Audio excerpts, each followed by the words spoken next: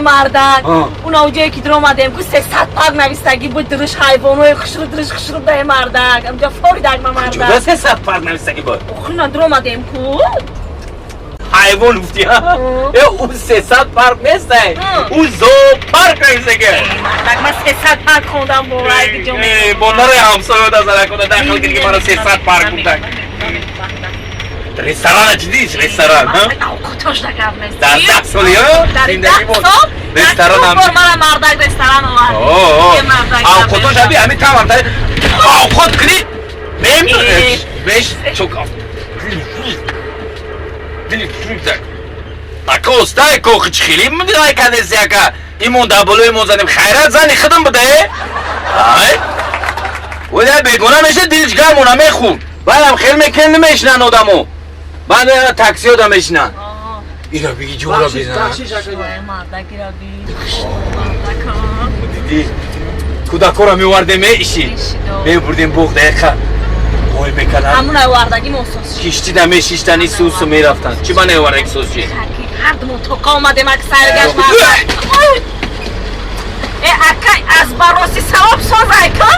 اکا استوخی دیلی من شروع دسته یا دیلی تو شروع دسته چه خیلی تا اکا؟ مردک دیلی چون دسته؟ میبخشید زهر تنم ماشیدم و خوردن جو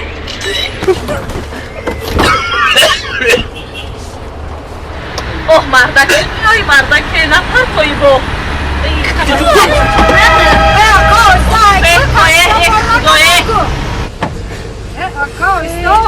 اپا مو هم گفته استیمش خواب کردم تو تنک مشتر نمیشنیم موزی من که میفرویم ما نمیشیم که مشتر کده مشکه چنده؟ 8 مردک اوی ابراد نگشت یه 8 بعد اکا اکا ای ما را بفروی ما میفرویم اینجا ما ایرپورت ما سمالیات هم بشنیم باید بریم یا دقیقه کانیتر دنه تیسر دینو خیلی ای یو کجوی دیگر هم تیسر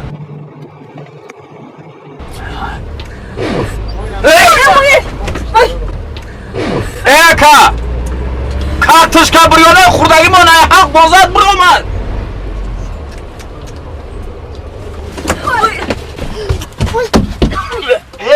بسرس همونشن آینه رسیدن بفرین آخی اکا خطر چی خیلی سروسی ما ایمو همین علقونده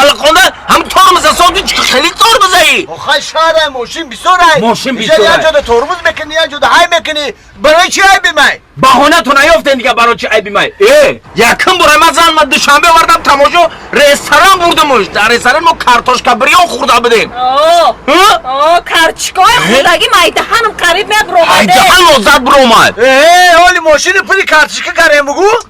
ما بیاکایم با ماشین را پر کارتوشکا بریان میکنیم دیوانه‌ای او با چیکو کرین ابرا نخوردیم پرد کردیم پرد کردیم ابرا نکارتوشکا بریانمونا وو برای چی 1 کیلو کارتوشکا 10 سومون شیدای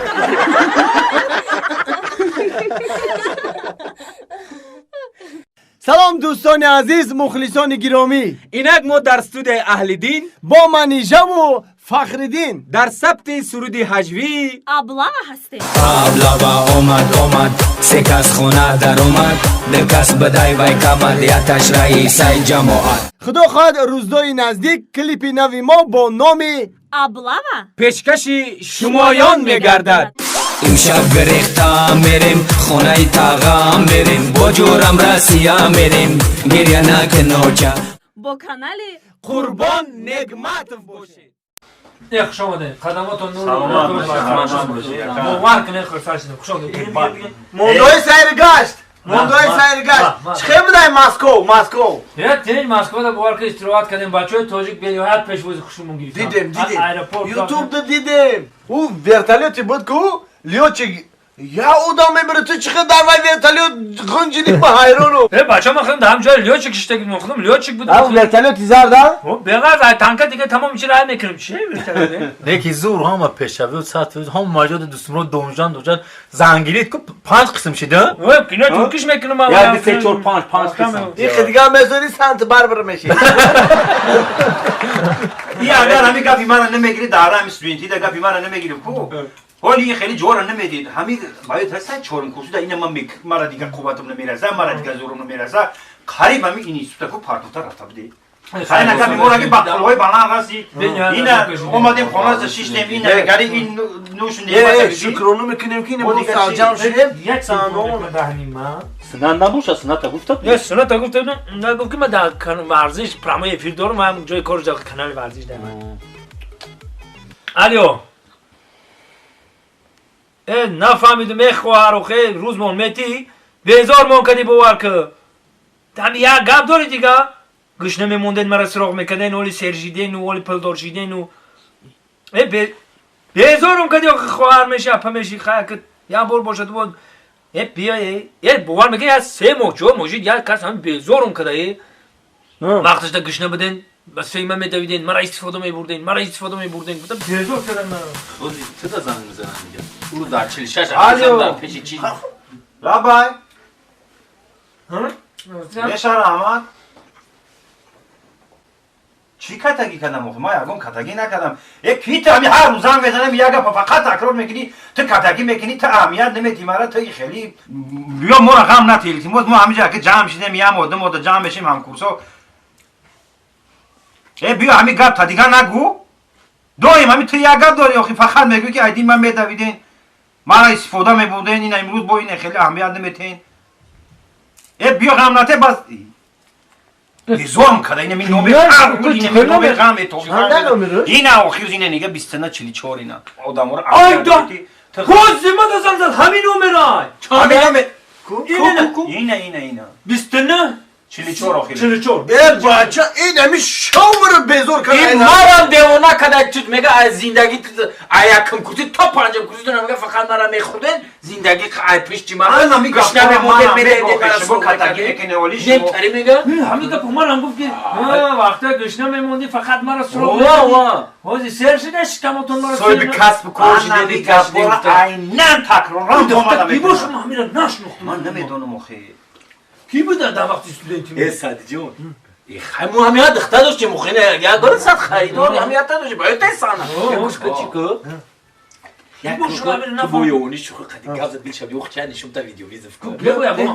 ماینه بگو زنگ بزنه تلفن ما خدای نمیدونم الو سلام علیکم یکو خودی نشان یکو متر بینم کیتو ما شما رو خروندم پوشوندم کوی خودی نشان خش نشون میده با فقط ده باشم نگی گوش نمیموندن فقط مرا استفاده میموند چی استفاده میموند نه نه نه یا با خود نشون بده نشان مرا نشناختن مایم رولتن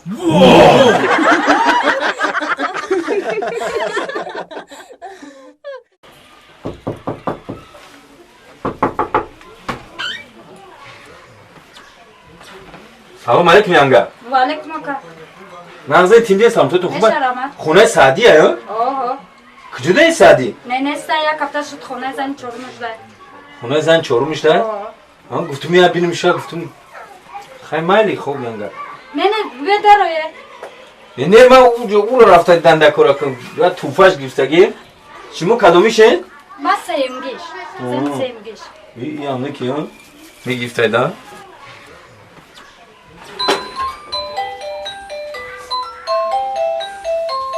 درک شده بدروی سلام علیکم ینگا نغزه سوزن تینده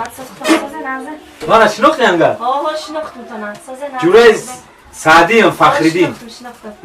رحمت رحمت تاکیش خیلی ما هم خیلی اکراس دوزه دست کنی رحمت خوش آمده بیا صادق جدا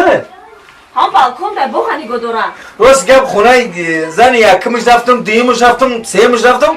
گفتن که خونه زن چهارمگینه چه یا هفتهشی خیلی همش دیده یکم دیم سیم نه به من زندگی او ده ها ما کنجگی او کو فهمیدی رنگا بگو کنجگی در جوش دیگه اومدی بدرو اکا دو زنه او بالی دو زنه یک جای شوه خانه را الو میزنه دو زنه یک جای شوه خانه را الو میزنه دو زنه او بالی دو زنه یک جای شوه خانه را الو میزنه سلام علیکم دو زن یا چهار زن سلام علیکم سازی تیندی سلامتیت خوبه رحمت. چه داری؟ ایش همجا دای هم بالکن نمی باغ تماشا دارم باغ تماشا کنیم باغ بازیب داری باغ بازی مامان تریا باغ داشته باشه با هم بهار دا خوشو بشه هم باغی تا سعدی جون کجا اومدی فخر تو را پیشی تو اومد موخی ها. اما چه صورتات در یوتیوب در اینترنت سایدو ایم مچکدر مردیم در تمام دولتات دیدیم تماشات کردیم خندو تبزن یک ساعتی و دیسکو را دیدیم و تلویزور در روز میبینیم سوزی دیگه تینجی خونه ینگا یکم گینه رفتم گوگی خونه زن دیمش دای براش نمیکنه یا نه خونه زن دیم رفتم اوش گاش خای گوگی سیمگینش بریم پرسیدم خونه زن سیمگینش دای سیمگینش هم رفتم پرسیدم گو اوه همه دام زن چرومگینش دوست میداره برین گفت اوجا دای این خونه زن چرومگینت اومدم ما این چی گفت این در هول کرد گو میدونی کجا دای آخر گفتم کجا دای خیلی بالکن دای برای گو همونجا باغ تماشا داره گفتم پنجمش گینش دای گفتم بیتره میگم فخر جون همین درم یه فکر زدم چه در فکر؟ یه فکر زدم همین ارزو دارم چه ارزو بدای با یکون زن دیگه گرفتنی؟ نه همین یه ارزو دارم عملی نشده سای چه ارزو بدای او؟ ارزو دارم که همین عرخریرم پرتم اوخی پرتو اوخی عتدی بیزی به همه عرخی پرتوش چون میکنی دیگه خورده؟ تو دیونه چی؟ برای چی؟ با به ارزو من چقدر زندگی میکنم